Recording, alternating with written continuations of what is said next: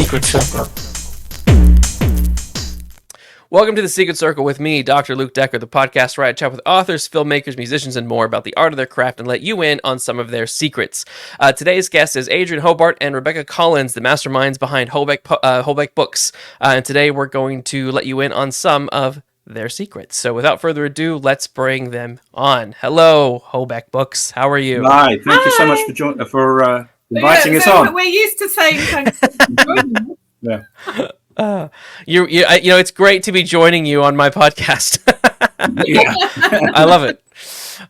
Cool. Yeah, no, this is really fun. I'm excited to chat about publishing and indie publishing and all sorts of stuff with you. But before we kick off, I think it would be fun to sort of to ask you the initial question is sort of what was it that inspired you guys to start a publishing house? What lit that flame? We often ask ourselves the same question. So if we cast our sort of story back to when we got together, I think that's really the crux of it, because Rebecca and I knew each other at university, and we had a couple of interactions, should we put that? But there's 25-year gap between those and us getting together, and we were dare I say it, married to other people, and probably it's fair to say neither of us happy in those relationships to a degree. And it just sort of, as soon as we made contact, it just spiraled from there. Now I was in a position work-wise where I'd been working for the BBC for 25 years, and really that period of my life was coming to an end for a lot of reasons. But essentially, I burnt out, and by the time I left, I was a middle manager at an increasingly difficult time to do the job the way I wanted to do, which was sort of invest in my people. What were you doing? I'm curious. So specifically, I was the deputy head of World Sport. So that was to say that I ran a department of journalists and producers and broadcasters for audiences on the World Service, for the radio side of it, and TV on BBC World News. And we were always sort of, as a department, at the bottom of the pile in terms of BBC Sport, because they're concerned about Match of the Day, Five Live, all those sort of national radio stations, all of the TV stuff. And at the bottom is the biggest audience they get, which is the world one. It's kind of perverse, but that's the way that the mindset is. Anyway, I'd reached that point. So we got together as a couple. And Rebecca, well, you give your backstory in terms of your publishing. I've worked in publishing for over 20 years now. So I started off working in academic publishing for Oxford University Press, and then I left to have I had children, and I decided not to return to full-time work and became freelance. And I was working freelance for it must have been about 17 years by the time when we got together. And it was just one Friday morning. And I was just sat at home doing a bit of work, and Adrian said to me, "Why don't we set up a publishing company?" And I thought, you know what? That's a brilliant idea. And thus it was born. Well, yeah, I mean, it struck me because I've been following the indie scene extensively for probably 2 or 3 years, and taking the example of somewhere like Hobeck Books, who have been enormously successful. It struck me that with Rebecca's technical know-how and background and my sort of wider sort of media savvy, we could do that. And that's really where it came from. And I wanted to work with Rebecca and work closer together. So, you still think that, though? I absolutely do. Best decision I ever made, really, in terms of working with somebody. It's obviously quite intense. Being together as a couple 24/7 and working together as well. There's no. There aren't many opportunities. I can't moan about him to anyone. Right.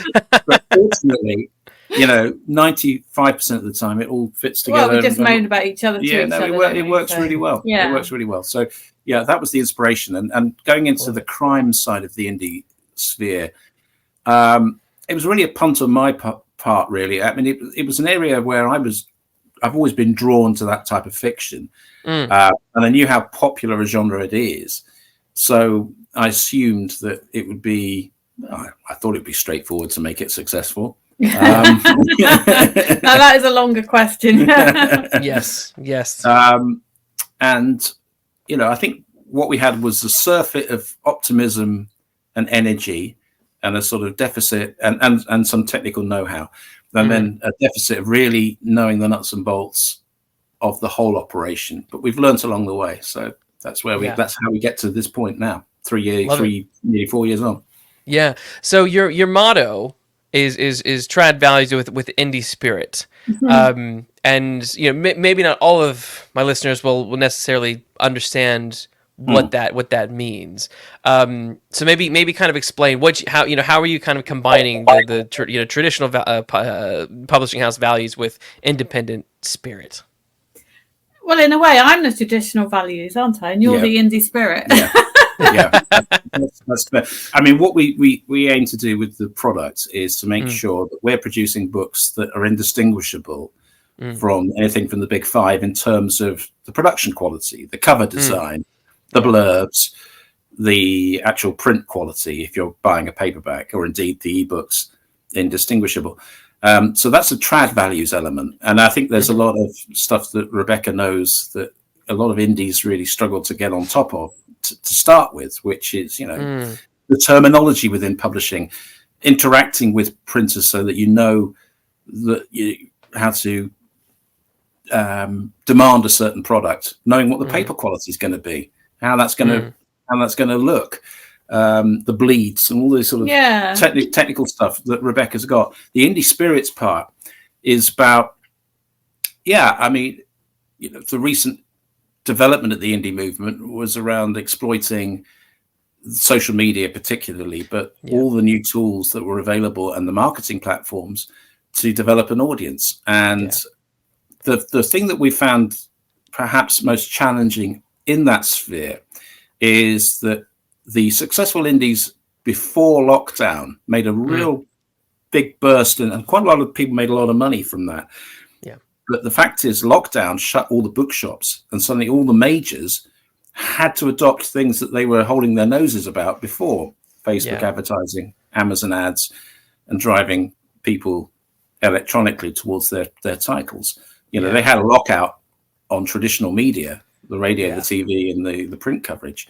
But then they had to adopt that. So it's actually a much tougher marketplace than we anticipated. And exactly the point where we launched and our first books came out during lockdown. It was July of 2020, which was right. Not long ago at all. Like that's a really crazy time to be launching this. I mean, did you was it part of, I don't know, lockdown boredom? Not boredom, but I don't know, exhaustion, that was like, okay, we need to do something, or were you already in the process way before lockdown to kind of get this on the this ball rolling? It was before lockdown. So the company was actually formed in December of 2019, and we didn't know COVID. Well, we were all lovingly naive. Distant reports of things happening in China and all that sort of thing. And funnily enough, my career at the BBC technically ended just in the first week of lockdown. Right. So, we just, what are we going to do? We're just going to carry on. And we had our first books lined up to be published in the July of that first sort of lockdown year, and the sort of epicenter of the COVID outbreak.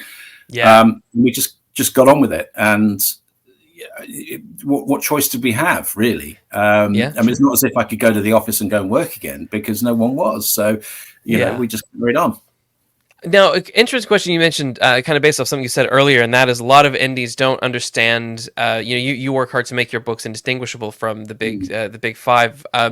What do you think is?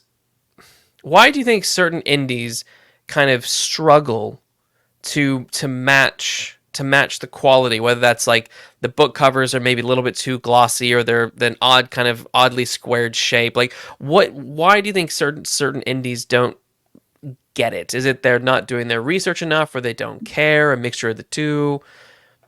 I think it's a mixture. But what you say, they haven't done the research. I also think they're so keen to get the book out there that they don't put any time in for the research. And also there's a financial factor as well. They haven't got the resources to invest in printing with a established printer, so they've got the sort of the Amazon KDP option, which is free to use effectively, and so it makes sense why they would do that and not think about having a short print run somewhere. Or I think that there's, I don't want to sort of be disparaging about the rest of the community, because I think they're doing an enormously amount of work, and sometimes it's an artistic decision to make something look different and indistinguishable, and distinguish those products from what's out there, and that works for people sometimes. But we've always had a desire and a drive to get our books, and this is something that our authors also want very, very much. The reason they sign for us, one of the reasons I think, is the fact that we do produce print copies of everything that we do, whether it is print on demand or increasingly print runs. And bookshops expect books to look a certain way. Yeah, they just do. Especially in the genre fiction stroke, commercial fiction that we're in, you really can't afford to be too different. Well, I actually heard a story the other day. It was an independent author who took their book into the bookshop and asked the bookshop owner about, would you be interested? And they said to them, no, because it looks self-published. Ouch. So they already had that idea in their head of what a book that they would want on their shelves to look like. I mean, it's a horrible fact, but that's the nature of it. I mean, the book selling industry is incredibly conservative, and yes, it is. There are some outliers out there who will take a punt, but out of every independent bookshop, probably 1 in 10 will be prepared to take a gamble or be supportive of a local author, which is gives you a foot in the door. But if you're ever going to get, and we've had a few books make it into the shelves of Waterstones, some branches at least. It's so hard. We still haven't found the optimum way to get books in there. I mean, they're available, but actually getting people, the buyers, to take our books is really hard. And if you bear in mind, we were talking to a really big distribution company who had a sales force that they have about 80 publishers that they represent. They get just 45 minutes every 6 months with Waterstones in which to pitch the products they pick from the 80 publishers they've got. Jeez. So they've got it down to an art of actually only giving each book 45 seconds of their pitch. And that's twice a year. So that's what you're up against. Yeah. And so in a way, if you do go down an esoteric route and go for a different book format or size or a cover thing, it's not going to work for you, because the people at Waterstones are going to take a lot of persuading to take that on. And you might be one of the 45-second slots from that pitch. I mean, eventually we didn't sign with that team, but it didn't half drive home how difficult that is. Yeah, because there's a finite amount of shelf space, and that's just that's a fact we have to work with. I suppose then how I mean, it's great to have books in bookstores, but is that becoming less important nowadays? Yeah, I think what it is incredibly pricey ambition to have, and I don't think we appreciated that at the time. And I think that's something we have to educate our authors about, is that it's not something that you can guarantee by any means, and often the stores will take your books if you can prove that you're going to spend X amount of money in your wider publicity and marketing. You give yourself a better chance. And indeed, with certain retailers, let's be honest, you can pay for the exposure and to get it on the shelves. What does it cost to get onto a Richard and Judy book club slot? Something in the region of £25,000, we've heard. Well, we've never had that guarantee, confirmed. But allegedly. Well, I can well believe it, and I can too. With the supermarkets as well, the discount they demand and the cover price. I mean, how is it possible with paper prices as they are that anyone makes any money on those? I don't understand. Well, I can answer that for you. So there's two things they do. One is they use much cheaper paper to print them on, so that reduces the unit cost. The other is they just consider it a loss. Is it a loss leader? So but they know they're not going to make the money on that particular deal with Tesco or whoever it is. Yeah, I suppose it's eyeballs, isn't it? I mean, there's a lot of casual readers are going to see those books on the shelf and might buy them from somewhere where you might make a profit. When I worked at Oxford University Press, we used to have these. We call them special deals. So Folio Society was a good example where your eyes would water at what you were selling these books to Folio Society for, and it would be thousands of copies as well. And you'd think, but that sounds amazing. That's a lot of books, but it carries all the other. Like you say, it gets publicity and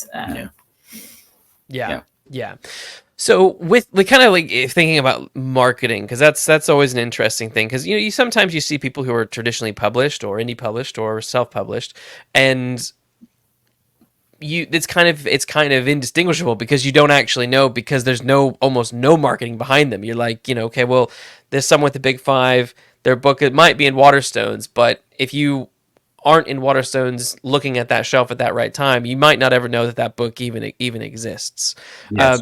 Which I think can be quite it can frustrate authors, I think, and maybe rightfully so. But so I guess what do you try to do do a little bit, not necessarily more, but what's your kind of marketing strategy to kind of give your books a little bit of a kick that maybe trad aren't doing because they're putting all their focus in a Richard Osman and not on author X because they don't have that celebrity status to sell books?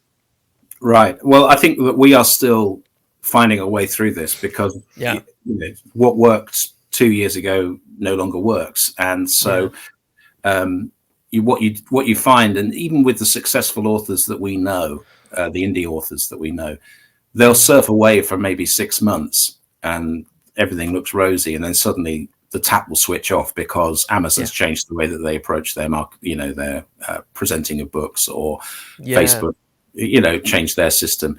So it's really hard. I mean, it is a question of kissing a lot of frogs, I think, in marketing. You can do that job. And I think that all of the methods that are sold as this is the way to guaranteed sell books, and trust me, we've signed up for a lot of them. They are all the same. When it boils down to it, it is a question of spotting when something's working, but trying a lot of different approaches and different audiences to target. So, I mean, we at the core of what we do is we've always wanted a Hobeck book to carry a certain stamp of quality, as we talked about the production side, but also story-wise. You know that you're going to get the sort of adventure or excitement or pleasure from a Hobeck book consistently, and the reason we can kind of not guarantee it necessarily, but feel strongly that that's what we're doing is because first of all, our selection process for each title is the two of us. So we are the arbiters.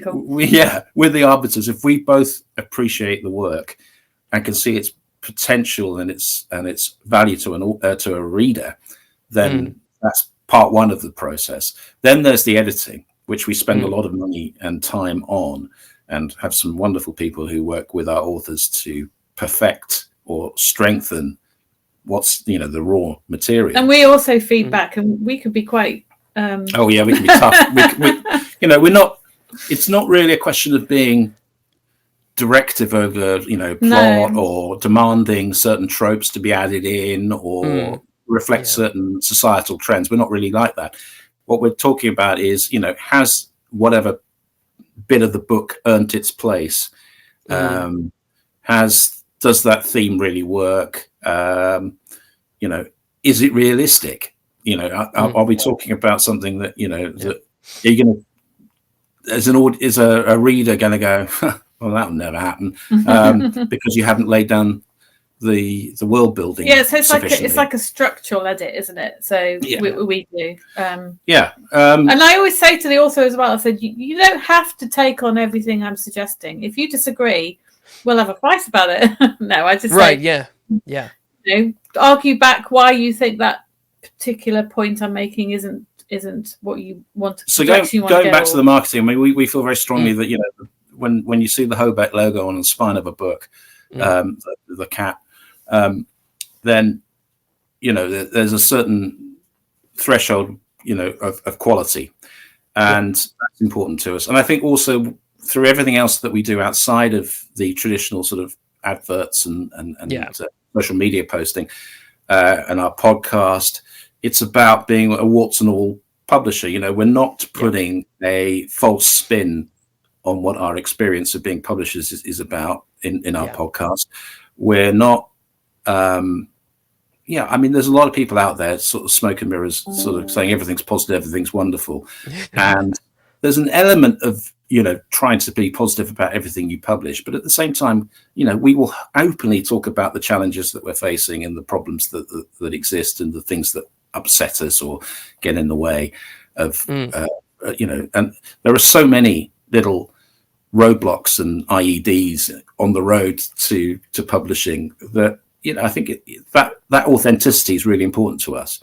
We are ourselves, very much ourselves. We don't adorn it, and that is so important. So I think putting those sort of values together and putting them out there make us just kind of distinguish us a little bit in the marketplace. So we do spend a lot of time on sort of the brand marketing Hobeck as opposed to individual titles. And we just we come up with bizarre ideas sometimes, don't we? Like the Christmas Secret Santa that people can buy on our website, where they just buy a book and we decide what the book is. Oh, nice. Yeah. Kind of on that same vein of editorial, I know that there are some indie publishers that they don't really do a lot in terms of, whether that's structural edits or edits of any kind. So I guess so. It's interesting to find out that you actually, it's good to know and good for the people, listeners, to know that you actually work with your authors with that editorial process. So I suppose what are you looking for then when someone wants to submit a book to you? Because there are times where you might see an agent or even an indie publisher recommend someone who does edits editorial stuff freelance, and they're like, oh, this person's really great, you should, if you want to submit your book, you should definitely send it to this person and let them work on your book and then submit it to other agents and publishers and things like that. Is that something that you agree with, disagree with? Does it have a place? Does it not? Because I'm mixed on that idea. Frankly, I kind of feel like it's sort of, because a lot of authors, it feels like it's one of those barriers that keeps certain people who might not have the finances to shell out £2,000 or £3,000 for a deep edit of their book out of the industry. I don't know. What's your take on that kind of element of publishing that I feel like I see fairly often? Well, we certainly wouldn't insist that an author submit to us after having been through an edit. Some of our authors have done that, and they have paid to have their books edited. Yes, that their books may be a little bit more polished than people who haven't, but we still find things to feedback on even those ones, don't we? So it's no guarantee that you're going to have the perfect product to submit. So I think that we're more than willing to meet people halfway. And you can recognize a good storyteller, but perhaps an unpolished 3 chapters where there's some things which are consistently a bit iffy grammatically. I mean, we would prefer it to be tightened up and edited in that regard. But you can see the essence of someone's voice very quickly. And once you find somebody with a voice that you think, oh, they've got something, they have a way of expressing or creating characters or putting a setting together that has pulled me in, that's enough for us to then get the full manuscript. And It certainly doesn't influence whether we would read a No, manuscript. I mean, I think where we've there's only a few occasions where we thought, do you know what, you very quickly dismiss what you've got in front of you, and it's where I would say people should put the effort is to really make sure that when they submit to a particular publisher, if the criteria, the things that we want to see, the synopsis in our case, a blurb, and first 3 chapters. That's what we're asking for. So thinking, well, send it to us. don't then go off piece and just do a standard letter or something. You find out who we are. We're on the our about page says it's Adrian and Rebecca. It doesn't half make a big difference if we get a letter that says, "Dear Adrian and Rebecca, I've read about Hobeck Books. You look like an interesting company. I like your motto. La la la." Yeah. And then you can go into the standard introduction. Makes a huge difference, and you'd be surprised.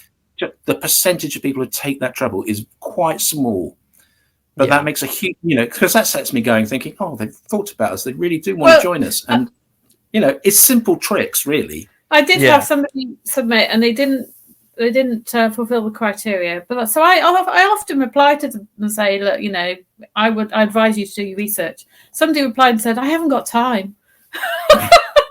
He said, I'm submitted to so many agents and publishers, I haven't got time to look you all up. And I thought, well, okay, well, good luck then.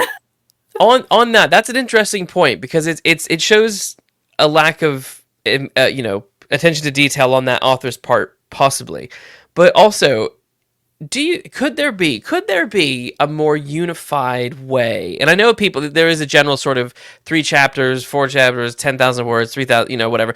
But it does feel a little, submit to us via this online portal, blah blah blah blah blah.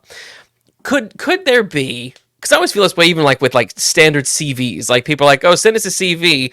Oh, and also fill out this application form that also takes everything that's on your CV. Like, could there be do you think that author might be coming from a place where it's like everyone has so many different pieces of criteria, whether it's word count, chapter count, how big a synopsis can be, how big it shouldn't be? Do you think a standardization of some of this stuff would be helpful, just like industry wide, maybe?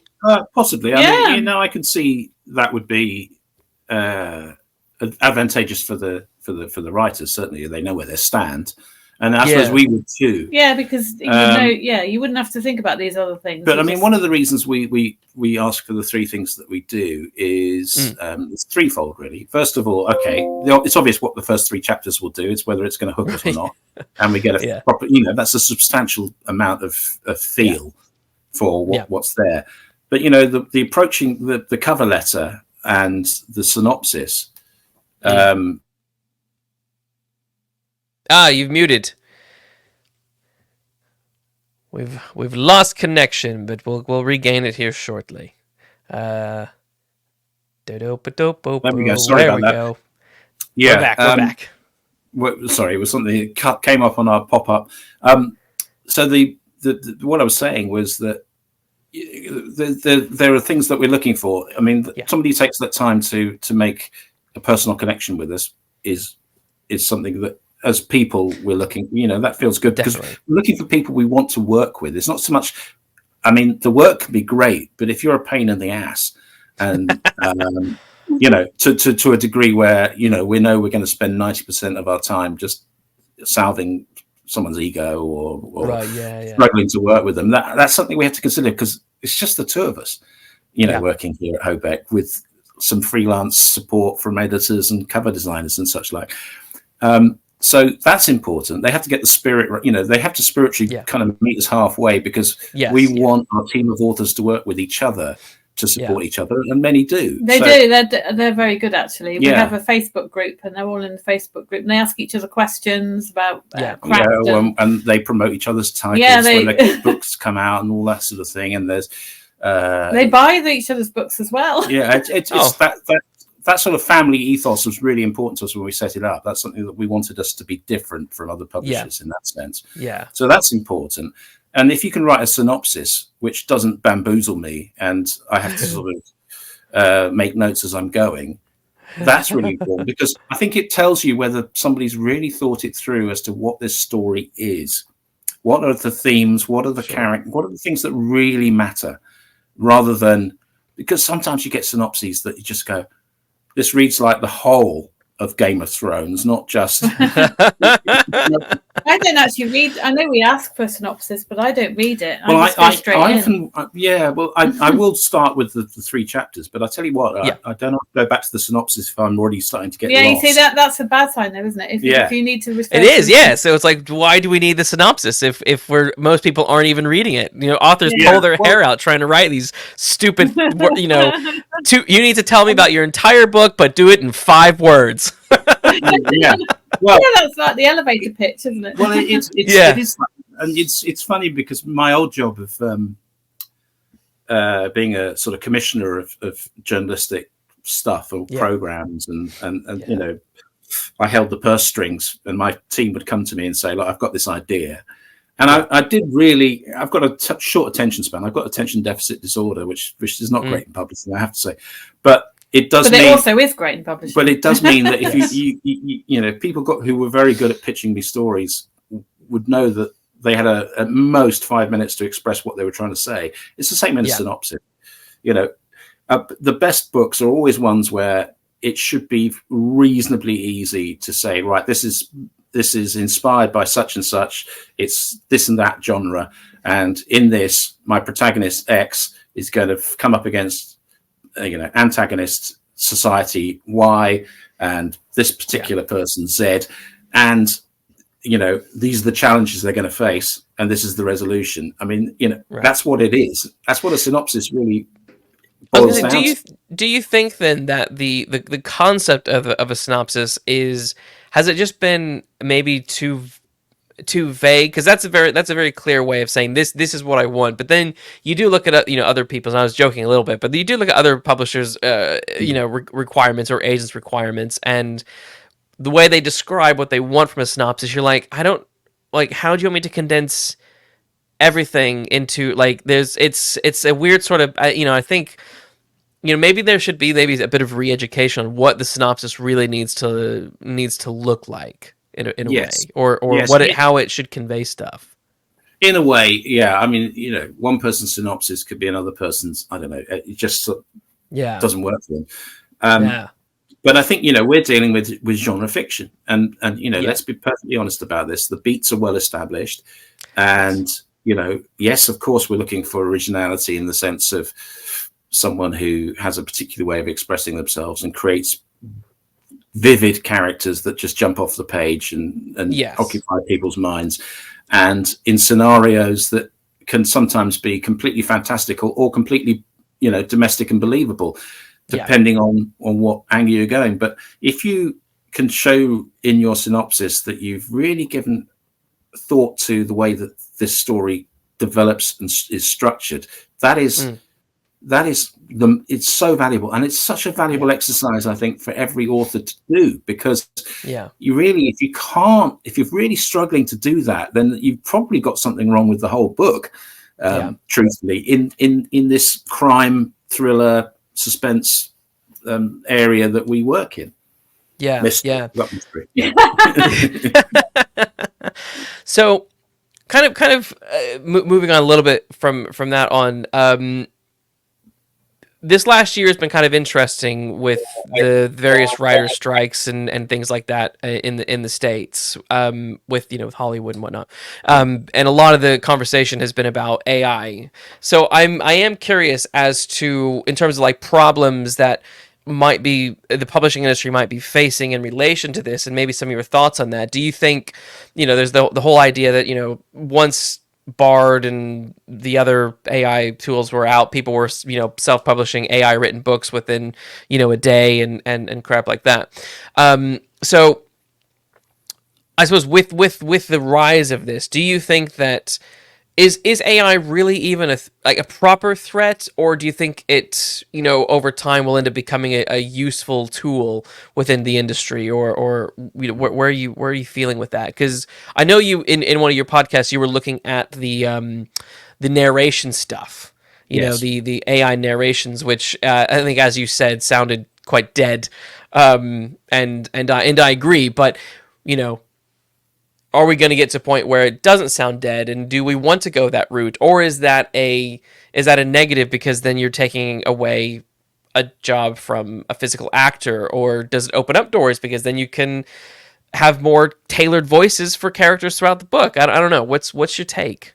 Yeah. Well, I mean, I also sort of declare a self-interest that Yes. outside of running Hobeck, I'm in my studio every day narrating. That's my, that's really the sort of support structure that I can offer Hobeck as the income I get from narration. So, I'm very, very concerned about the big tech companies. I mean, that example, I think, is probably the Google Play thing that they've this option that they've now got of 50 voices that you can choose. As a customer, take their ebook, highlight the bits you want a particular character voice to say. I mean, it's very time consuming, but that will soon become automatic. Yeah. And indeed, Audible have started to erode their opposition to it. They're all doing it. Let's be honest. Yes. Yeah. And I think it's really a question of, what do people want? Do they want to just be able to hear the text out loud, or do they want a performance? Depends on the book. Right. So I think with nonfiction, I can certainly see the advantage of using auto narration for some nonfiction. Sure. Where it's fairly straightforward. Now, I've done lots of nonfiction books, and actually, you'd be surprised how often you need to put in an element of character voice. Or even with pensions. Yeah, even with pensions. I did a book on pensions, which was more interesting than I thought. But well, no, I mean, I learned a lot. I learned a lot from it. But it's I would be very happy if there was an AI audio editing thing that I could trust to do the stuff that I've been doing this morning, which is listening through my recordings. And I use punch and roll, so that's fairly straightforward. Sounds like a wrestling move to me. Well, it's a revolution. It makes it much, much quicker. Did you see the punch and roll he just did? yeah, right, yeah, exactly. Really took him out with that punch and roll. Yeah, right. The super kick, or sort of, a frog splash. Yeah, I mean, no, I would love something to speed that process up. Yeah. Truthfully, that's a tool that doesn't necessarily take away the human element. What I've been doing today is just making sure the pauses between the bits that I perhaps had to re-record don't sound artificial. Yeah. But in terms of AI in the broadest sense, there are plenty of people, as you rightly said, who immediately grabbed these tools and started figuring out ways to produce content that they could market and sell and undercut the rest of us who do it the traditional way. Author comes up with story, spends months writing it, takes months to edit, lots of time to get it ready for market. Yeah. And for them, it's just a volume game. Yeah. And that is devaluing. And, I am worried about being a narrator that is going to get replaced by AI. I can't deny it. I mean, I'd be happy enough if someone licensed my voice and my performance. I was able to recreate it artificially, and I made money just sitting on my sofa. Fine. Satsumas. But the trouble with all of these moves is about making sure you can do something very, very cheaply, really, artificially, and making money out of something that hasn't really benefited anybody else. The whole process. So that's interesting then. So from a performing standpoint, you're cool with having your voice licensed and having that carry on, because I think sometimes there's questions about whether that's is that too far. Particularly, I guess you see it a lot when it comes to like film and TV, where they want someone's likeness. Disney want to scan everybody so that they can just have Mark Hamill and Harrison Ford be Luke Skywalker and Han Solo for forever. Do you think that so I mean is there a line at any point with how far do we take the licensing of likenesses and whatnot, or do we just roll with it and see what happens? Well, I think that, as long as there's fair recompense for that. I mean, but what's happened? How do you decide what is fair? Well, that's the big debate. But the thing at the moment is that they've just been lifting all of the big large language models have been essentially stealing people's copyrighted material, feeding into their machine and creating things that can write books in the style of. And they've One of my books was in there. Right, exactly. Yeah, and we can find probably most of our Hobeck authors have also fallen into this. Probably. We haven't yet discovered, but I dare say that's happened. There's also this thing with voices.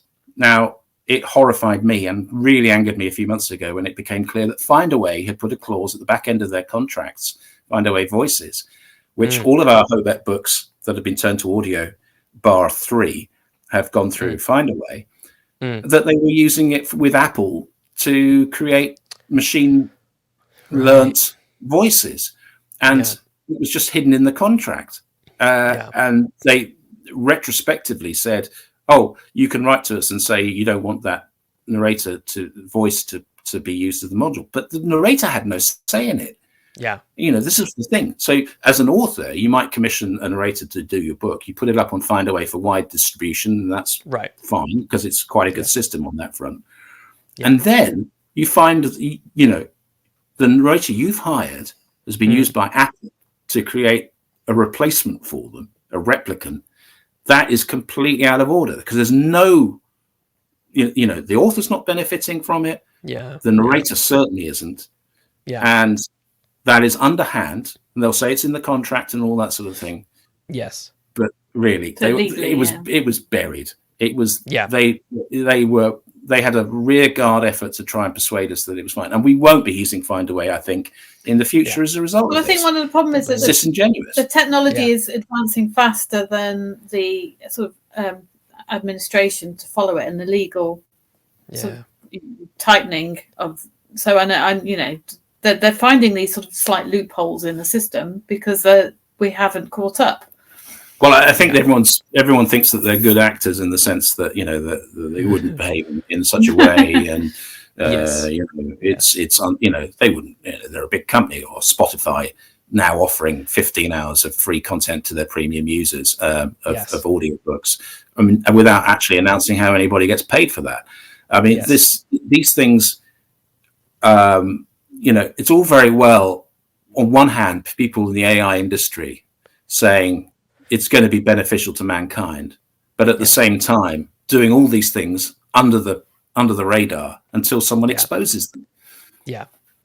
It's a complicated venture. I think it's not going to be solved anytime soon, but I think way more transparency on what is being done. I mean, obviously the companies don't want to do that because then they'll have to be held accountable, but I think that's probably the way forward, because I'm sort of thinking, I don't know, like, when it comes to AI and the writing side, I mean, what's the difference between using a spell check kind of program to sort of adjust some things here and there, versus someone who's, is it also right or wrong if someone has written or told, their AI, thing to write me a scene about this, and they take that and they rewrite that scene, is that, that to me sounds like an interesting tool to use, but not, to use it as write the scene, copy and paste and use that straight away.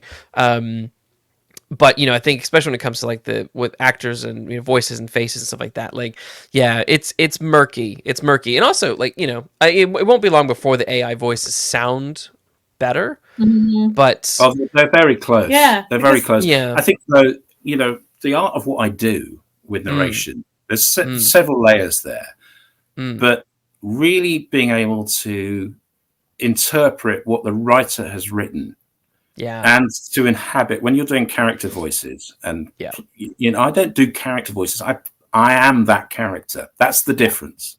I inhabit the headspace of the different people in any given scene as I do the voice. I can vouch for that because he doesn't come out of the headspace. No, I come out. When I've done 8 books set in the Roman Empire, and you are a Roman, goddammit. Yeah, well, Yeah, I feel like he would come out demanding his mead. no, right, men. We can face the goths and all this sort of thing. Everything was over dramatic. Yeah. There's an element there. It's interpretation. Yes. And what I heard from that Google Play thing was an inability to spot where Yes. the pauses. Oh, the pauses weren't good, were they? No. As much of it's not necessarily the words that you say, but it's the bits that all the great actors have a stillness, an ability to hold the negative space, hold a moment, whether it's in audio or on screen, and that's still something that AI doesn't get. That emotional connection that those decisions that you make when you're performing makes. Now, with the writing side, I have experimented with some of the things that are out there in terms of a program like Pseudo-Write I played with, and I wanted it to suggest the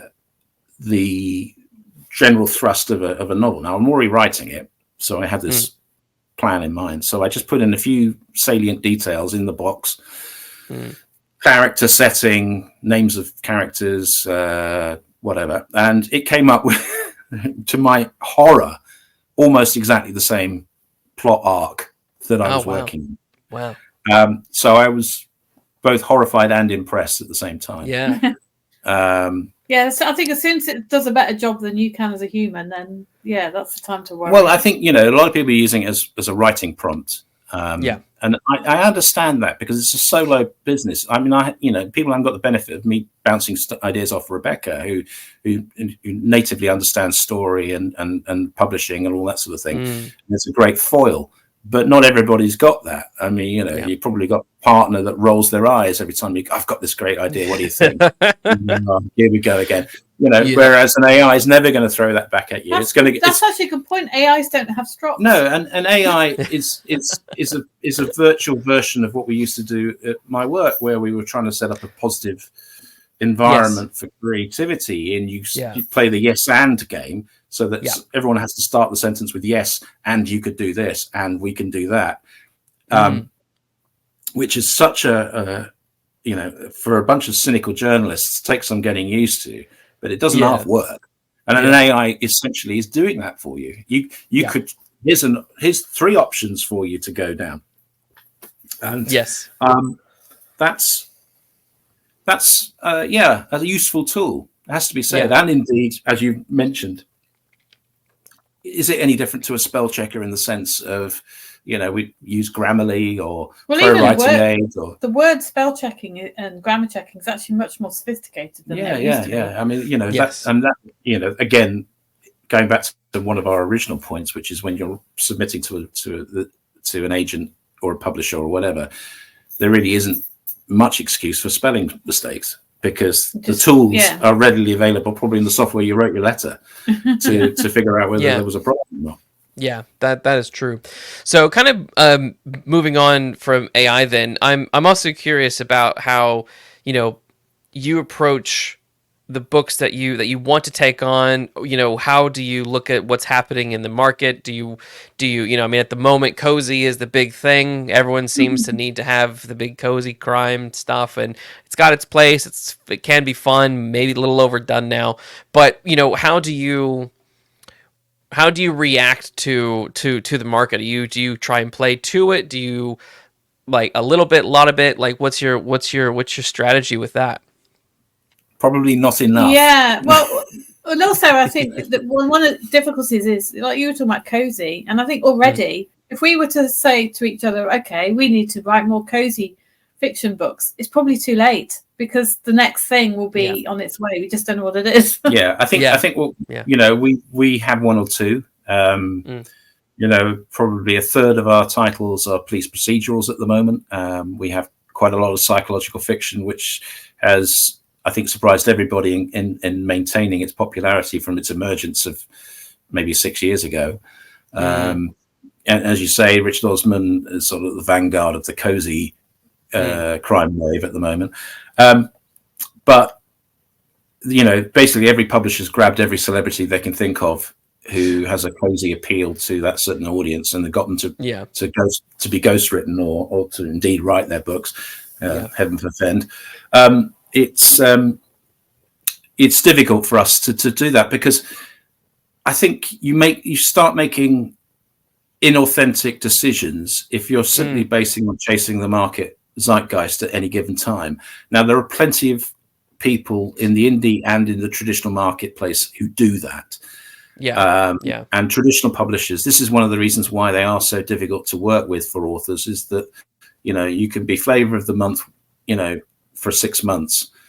And then, your genre is seen as going out of fashion.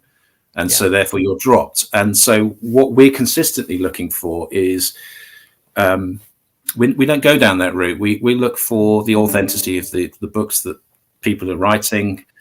We try and encourage them to double down on what makes them good. And I suppose we hope occasionally we'll be at the on the crest of that wave with the authors that we've committed to. But in our 3 and bit years operating, we've never released anybody ourselves. We stick with them. One author has decided that they prefer to go a different route, which is fine. But it's not for us to, because we feel that they have faith in us, we'll have faith in them. We saw something in them originally, and we hope that, when people get to the 3rd, 4th, 5th book with us, they'll have developed hugely as authors through the editing process, through being exposed to an audience, through reflecting on their own work and reading other people's. And each other's. And I think this is it. There's no. It seems very restrictive to simply chase whatever is popular at any given time. Yeah, no, I agree with that. It's disappointing. But it's also quite nice, for people to know that there are publishers out there who aren't going to drop you if your first book isn't a mega success, because I do feel like there's a lot of people who are like, they had their first book, or they had a 2-book deal, and once that 2-book deal was done, that book, neither book had any marketing, and then therefore didn't do very well. So when it came time for idea number 3, no, we don't want it, because these other 2 didn't do very well.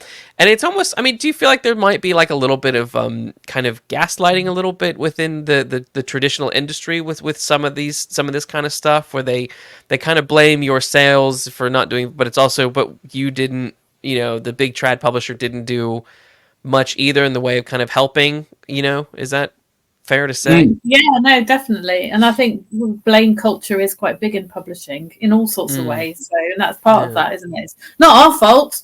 Don't put the finger at us.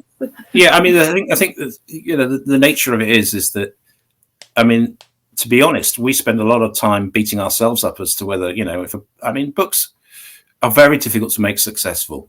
It's a pay-to-play environment, really. Beyond your friends and family who you will buy your first book, it's about being frontiersmen and going out there and gradually building an audience, which is like taking a piece of land here and a piece of land there, or building this stockade and herding animals together. A bit like that. It's a bit like that, because there's so much competition out there. Hundreds of books are now published every day. Isn't it something like in the last 5 years it's increased by 40% in the UK or something? So something like that. And lockdown was another reason why there's so many more people writing, because people took the opportunity. They had the opportunity to finally fulfill their dreams, and there's some very good authors. Absolutely, yeah. So, taken all in all, we will openly say, I think people need to recalibrate what success looks like. Sure. So, yeah. I think that's something. We've not made massive profits on almost any of our titles, really. I would say, the fact is that most of them, we're still waiting to pay back what we've invested in them. Is the truth of it, and that's at personal cost. That's quite a lot of money that a heck of a lot of money that we've put into it. but it's a question of faith as well. You know, I feel that keep producing good quality goods for our authors, our books, the whole thing. You know, keep standards up, and it will gradually, you know, start to work. I think you can chase instant success by chasing trends, but it's not built on strong foundations. Yeah. What we've done is try to do everything with integrity and quality from the start, and maintain that, and those values will sustain us in the future.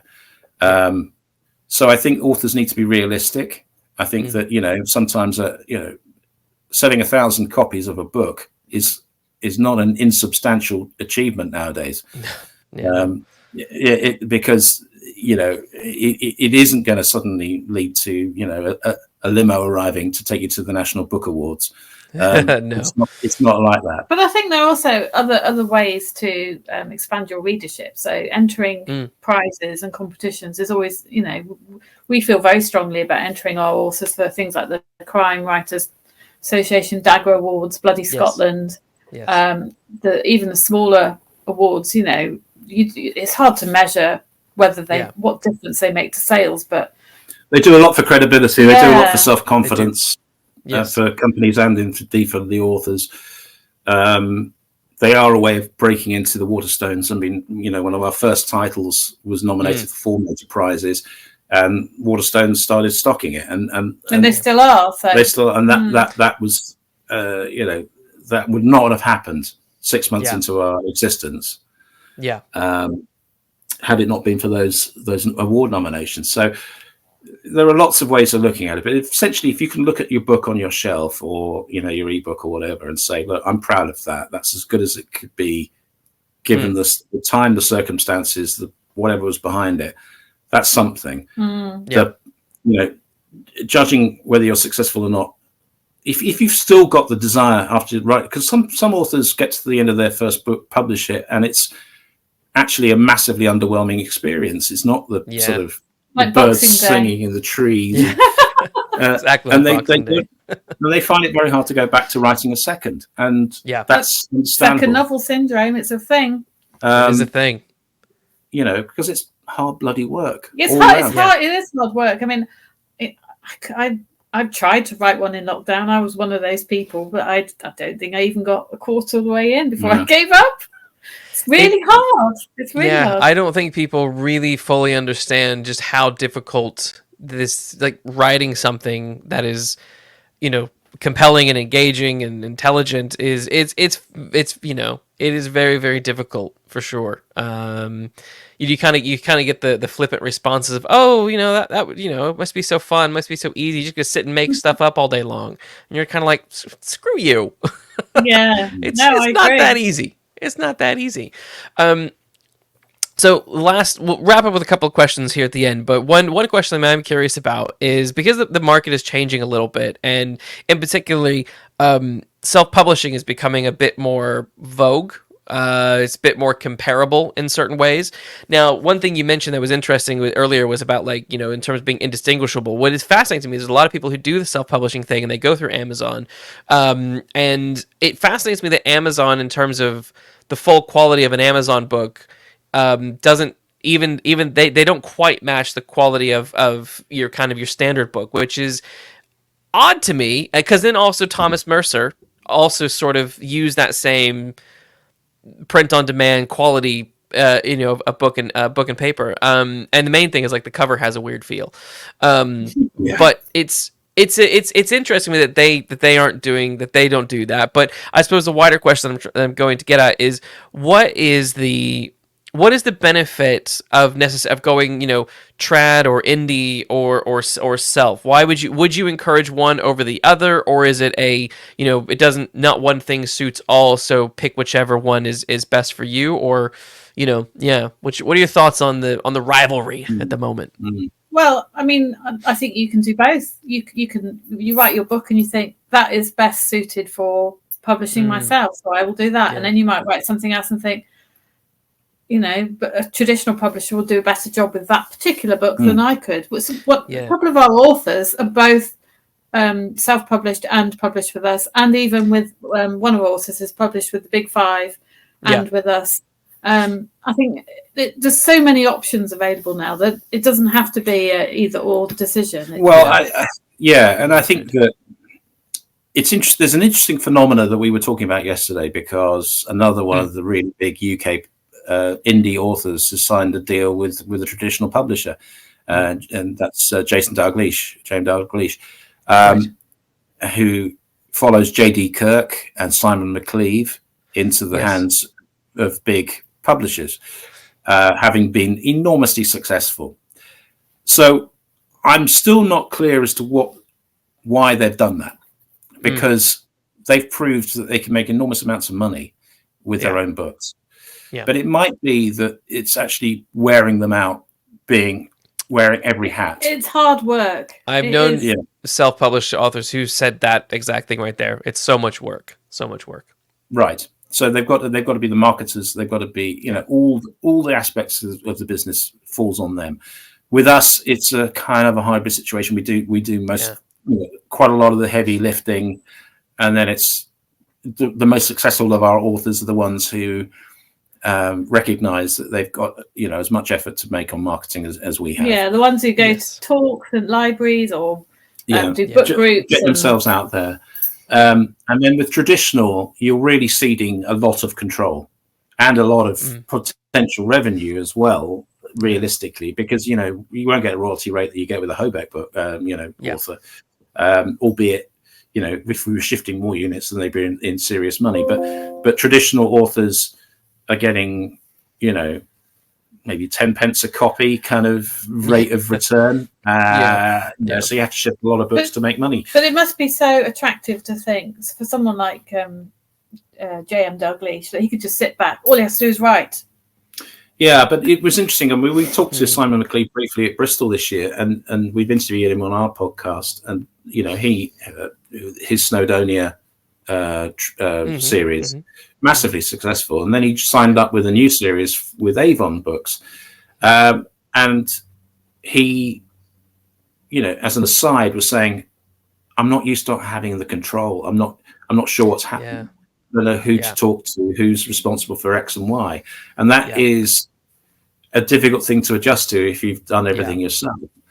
Definitely. So there are many reasons why a trad publisher.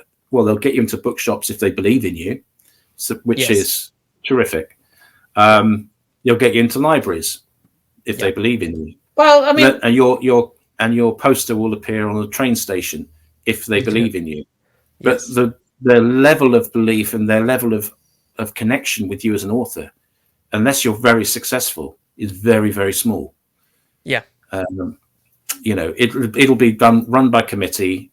The cover will be designed by half a dozen brains sitting in a meeting saying, we don't like this, we do like that. I've been to those sort of meetings. Right. Yeah. They're a lot of fun. The person who was assigned to you for your first book will be promoted, and therefore you won't be dealing with them anymore. So you've got a completely different set of people. They'll probably find a different editor for you. Because, it's quite a high turnover of editors. And staff.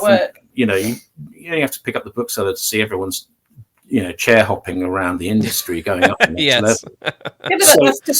So often the only long-term relationship you'll have is with your agent. Yeah. And that can be a difficult thing. So there's lots and lots of new brains influencing how you should do your job. And it's only the really big authors who can push back and resist and say, no, this is what's coming out. Very like true. it or not. So those are the decisions that you have to make. But let's be very clear about self-publishing is to do it well, to do it successfully is an enormous task. To be published by an indie is still an enormous amount of work. It's still, albeit if you get a good one with a cat as their logo. Yeah, no. I mean, you can trust they're going to be doing the best they can for you. Yeah. I agree. Within the limits of the sort of, we don't have the infinite budgets, we don't have the... Right, yes. Yeah. But I was going to say, they know that I will answer emails on a Saturday morning. Yeah, that's true. Not away on multiple holidays a month. Fair enough, you know. No, I don't think I've ever set the out of office. No, it's very unlikely that Hobeck will ever set foot in Tuscany, which the rest of the publishing industry tends to do. What do you mean? I want to go to Tuscany. Oh, of course, I'd love to go to Tuscany, but it's not going to be our regular thing on every August, is it? No. Exactly. Unfortunately not. At least for now. Right. We gotta wrap up. But this was a lot of fun. I enjoyed talking with both of you about AI, book industry, what authors, what might work for them, what might not. It's an interesting shifting landscape, and I'm interested to see how things progress over the next kind of five years or so with what's going on with indies and self and AI. It'll be fun to see. For anyone listening, where can they find you on social media? Well, you run the social media accounts. So on Twitter, it's at Hobeck Books. Same for Blue Sky, same for Instagram and Facebook. I think it's slightly different Facebook, but it starts off Hobeck Books. The website is www.hobeck.net. So we'd love you to subscribe. People listening to this and watching this. We send out a newsletter every Sunday, which is quite a fun thing. It's usually about what we've been doing and whether it's snowing or we not. We have 900 pages of Hobeck authors combined in Crime Bites, don't we, or something ridiculous? Oh, something like that. Yeah. So it's like a free download. Yeah, awesome. Full of goodness. But yeah, if anyone just wants to send us a message or a tweet or whatever, I'm usually only a few steps away from my phone or laptop. So fantastic, cool.